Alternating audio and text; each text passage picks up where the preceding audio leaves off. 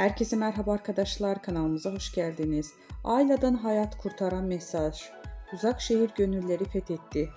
Kanal D'nin rekormen dizisi Uzak Şehir kendi gündemini yaratırken bir yandan da sosyal sorumlulukların mesajlarıyla hayata dokunuyorlar.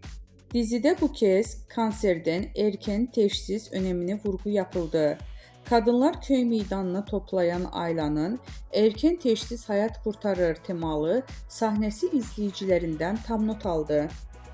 Dizide hekim olan Ayla, kadınlar biz bedenimizi de yuvamız, bedenimizi koruyacağız diye seslendi.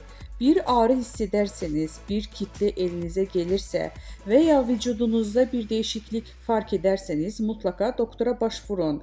Kanserde erken teşhis gerçekten hayat kurtarıyor sözleriyle izleyicilerin farkındalık yarattı. Uzak şehir bu anlamlı hareketiyle bir kez daha gönülleri fethetti. Sanal medyada geniş yankı bulunan sahne için ülkenin yarısı izlediği dizide böyle sahnelerin yazılması çok kıymetli yorumlar yapıldı.